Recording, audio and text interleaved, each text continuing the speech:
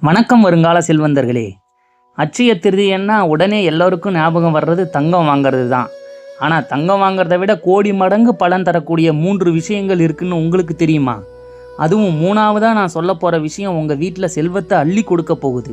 கங்காதேவி பூமிக்கு வந்த நாள், குசேலரை கிருஷ்ணர் மிகப்பெரும் மாபெரும் செல்வந்தராக ஆக்கிய நாள். அந்த அட்சய திருதியை நன்னாள் ஏப்ரல் 20ஆம் தேதி திங்கட்கிழமை வரப்போகுது. நான் சொல்ல போகிற 3 விஷயத்தில் முதல் விஷயம் தானம். அட்சய திருதியை அன்னைக்கு தங்கம் வாங்கிறது உங்களுக்காக, ஆனால் தானம் செய்கிறது மற்றவங்களுக்காக.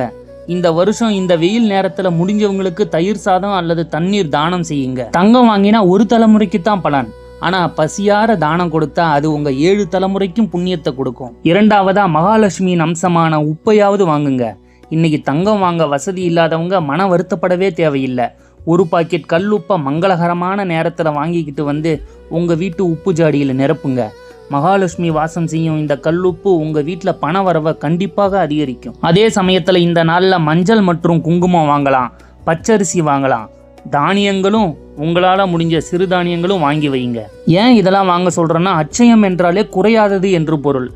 நீங்கள் இந்த நாளில் வாங்க செய்யக்கூடிய அனைத்து விஷயங்களுமே குறையாதது, மென்மேலும் வளர்ந்து கொண்டே தான் இருக்கும். 3ஆவதாக நீங்கள் செய்ய போகிற முக்கியமான விஷயம் இதுதான், முன்னோர்களுடைய ஆசி. நிறைய பேருக்கு தெரியாத ரகசியம் இதுதான். முன்னோர்களோட சாபம் இருந்தால் என்னதான் தங்கம் வாங்கினாலும் அது நிலைக்காது. இந்த நன்னாளில் உங்கள் முன்னோர்களை நினச்சி ஒருவேளை உணவு யாருக்காவது தானம் கொடுங்க.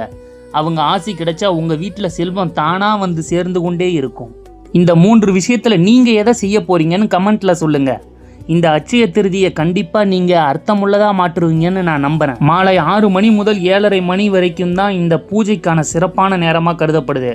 முக்கியமாக இந்த அட்சய திருதியை நாளில் சாயங்கால நேரத்தில் நீங்கள் மகாலட்சுமியை வழிபாடு செய்வது உங்களுக்கு அந்த நேரத்தில் மகாலட்சுமியே வீட்டுக்குள்ளே அழைக்கிறதா அர்த்தம். மகாலட்சுமி படம் அல்லது விக்கிரகத்துக்கு முன்னாடி ஒரு சிறிய கிண்ணத்தில் கல்லுப்பு, 2 அகல் விளக்கு, நெய் விளக்கு அல்லது நல்லெண்ணெய் வச்சு நீங்கள் வழிபாடு செய்யலாம். நெய்வேத்தியத்திற்கு கற்கண்டு, பால் அல்லது பாயாசம் வைத்து வழிபாடு செய்யலாம். மல்லிகைப்பூ அல்லது தாமரை மலர்களை வச்சு நீங்கள் பூஜை செய்யுங்க. பூஜையின் போது இந்த எளிய ஸ்லோகத்தை 11 முறை சொல்லுங்க. ஓம் ஸ்ரீ மகாலட்சுமியே நமக. இதை சொல்லி வழிபாடு செய்யலாம்.